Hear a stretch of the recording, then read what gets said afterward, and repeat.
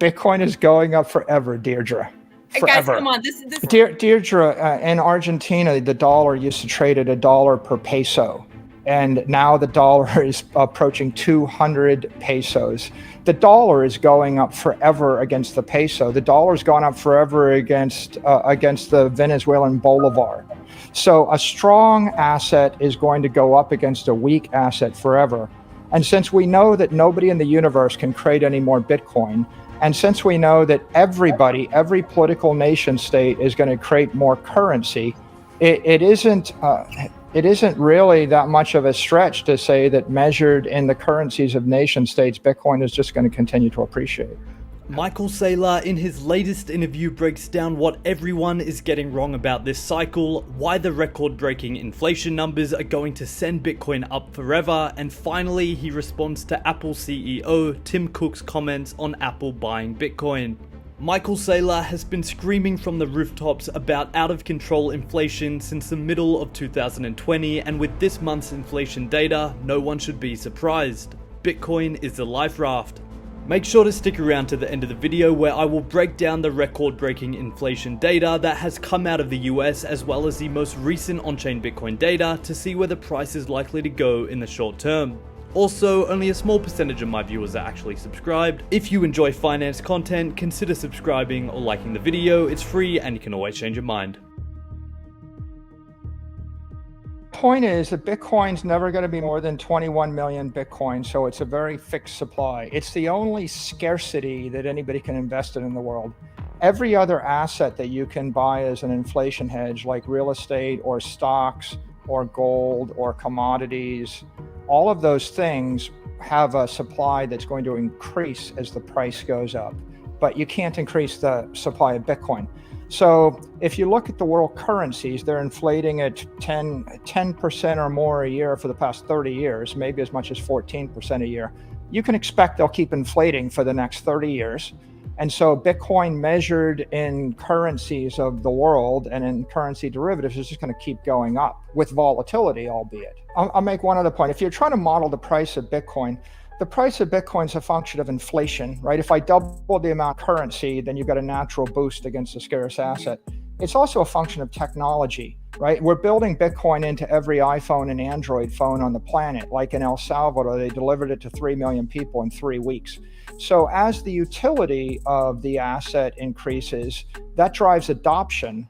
And so if you increase the number of users by a factor of 10, if you bring 10 billionaires with $1 billion of capital each on the network, right? As you bring corporations on the network and as you improve the utility, the price just keeps appreciating for all those reasons. Even if we stopped printing any money and we had zero inflation rate, the utility of digital property that moves at the speed of light that can be programmed 1 million times a second is clearly higher than gold or higher than any other monetary asset you can hold. And both of you. So there's Michael Saylor on why, because of inflation and inevitable money printing, Bitcoin is going to go up forever.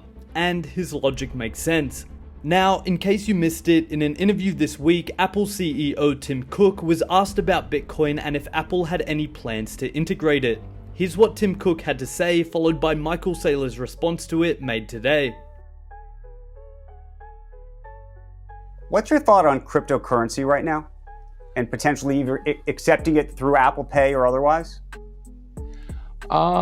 It's something that we're looking at. It's not something we have immediate plans to do. I would sort of characterize it as there are things that I wouldn't do, like our cash balance. I wouldn't go invest that in crypto, not because I wouldn't invest my own money in crypto, but because I don't think people buy an Apple stock to get exposure to crypto. And so if they want to do that, they can invest directly in crypto or through other means. And so I wouldn't do that. And I'm not planning to in the immediate future to take crypto for our products as a mean of tender. But there are other things that we're definitely looking at. Like what? Like I wouldn't want to have anything to announce today. Well, let me ask you a different question, because you just said that you might not do it personally. Do you own crypto and any Bitcoin or Ethereum? Would you play around with this? I do. Yeah, I think it's reasonable to own it as a part of a diversified portfolio. And I'm not giving anybody investment advice, by the way. When did you get interested in it? I've been interested in it for a while, and I've been researching it and so forth. And so I think it's interesting. I think the most interesting thing in this year is that every public figure, every public CEO, every politician is being forced whether they're going to integrate Bitcoin into their nation state, into their currency, into their company, into their technology. That's the story. No one's asking whether they're going to integrate gold or integrate silver or integrate silicon chips, right? Bitcoin is the story.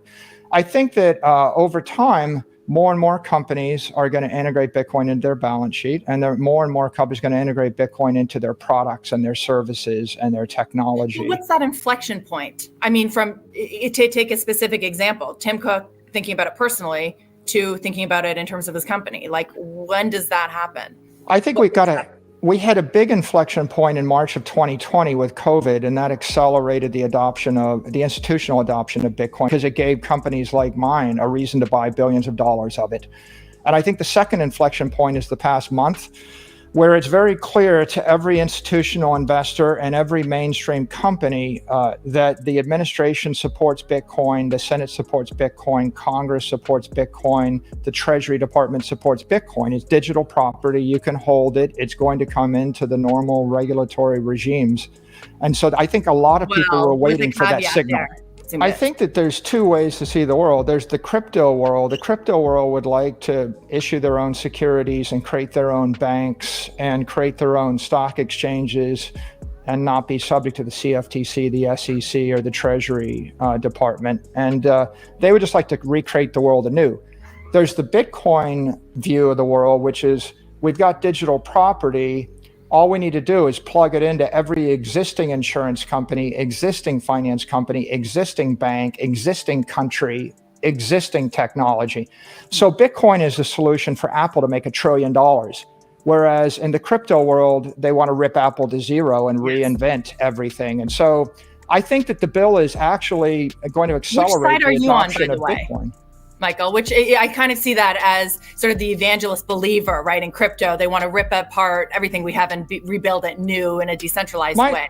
Look, my view is that Bitcoin can be paired with JP Morgan and make JP Morgan a better bank. It can be paired with the US dollar and make the US dollar a better currency. Bitcoin can be paired with the existing power structure and the existing world as we know it today and make everything better. You don't need to rip everything down and rebuild it. So I think that there's a schism here. The crypto world is about rebuilding everything. We don't want regulation. We don't want taxation. We don't want government.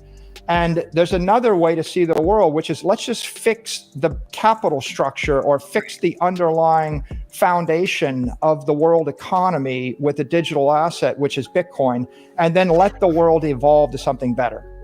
So there's what Saylor had to say in response to Tim Cook. Although Apple has no immediate plans to integrate cryptocurrency, it's definitely interesting to see their CEO is a believer and a holder. Now, finally, Saylor was asked what his outlook is for the entire crypto space and how regulation is going to either impede or expedite the adoption of Bitcoin. Here's what he had to say, followed by me breaking down the latest inflation data as well as the most recent on-chain Bitcoin data. I think the administration is quite qualified, and I think when they look at the world, what they see is Bitcoin is property, and it should be treated as property. I think they look at stable coins and they think that stable coins should be issued by banks and be treated as money markets in cyberspace, and it should be subject to banking rules. I think they look at security tokens and they think they should be treated as securities. And I think they look at the trading and they think if you're going to trade derivatives or securities, they should come under existing commodities and securities laws. And if they do all those things, if that's the way the world looks at this, then the entire ecosystem is going to grow. Stable coins are $130 billion right now. And if JP Morgan and Citigroup start issuing stablecoins, we're going to go to $1 trillion and then $10 trillion and then $100 trillion. So I'm not at all concerned about what's going on. I actually think it's going to accelerate the adoption of Bitcoin as the world's reserve asset. I think it's also going to provide a foundation for the 21st century economy that's for the good of everybody. I'm not troubled by what's happening. If you're an entrepreneur and you want to be a bank and you don't want to get a banking license and you don't want to comply with existing Treasury, CFTC, and SEC rules, then you might be concerned about them having an interest in you.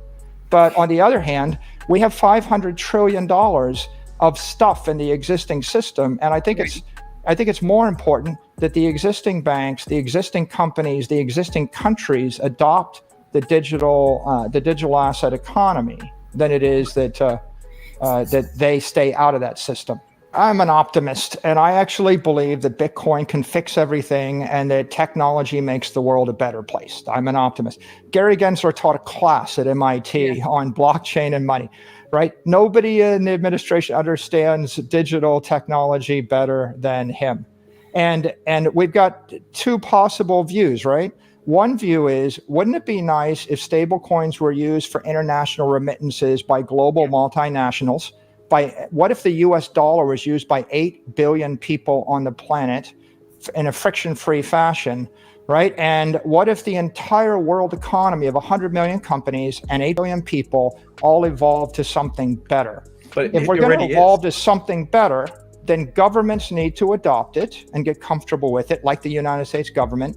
And the banking sector and the financial sector and publicly traded companies need to be able to handle it. And I think the objective of the administration is to bring this technology into a regulatory framework such that the entire world economy can avail themselves of the benefits of money moving at the speed of light. That's what's going on here. So Michael Saylor breaking down why the regulatory action surrounding Bitcoin is clear. Gary Gensler has made it obvious that Bitcoin is a property and will be treated as such, whereas with other cryptocurrencies such as DeFi and smart contract platforms, the regulatory clarity is a bit more obscure.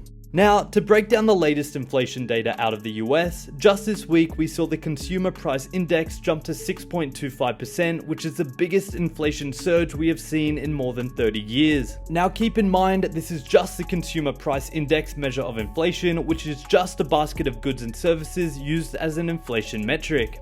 If you were to include assets and cost of living in the numbers, true inflation would be somewhere in the realm of 10 to 15% per year. With statistics like that coming out, knowing you are losing 10 to 15% of your purchasing power just by sitting on cash is insanity. Bitcoin is the life raft. Now, to cover some of the latest on-chain Bitcoin data, out from on-chain analyst William Clement, we have the Bitcoin a liquid supply shock 60-day relative strength index. What this shows is just how aggressive the accumulation and buying up of Bitcoin has been since the May crash of this year. Look how sharply supply shock recovered as investors pulled supply off of exchanges and into cold storage. Everyone is recognizing the destruction of inflation and is running to Bitcoin as an alternative. Anyway guys, hope today's video provided you with some value. I'll see you all in the next video, and as always, have a great day.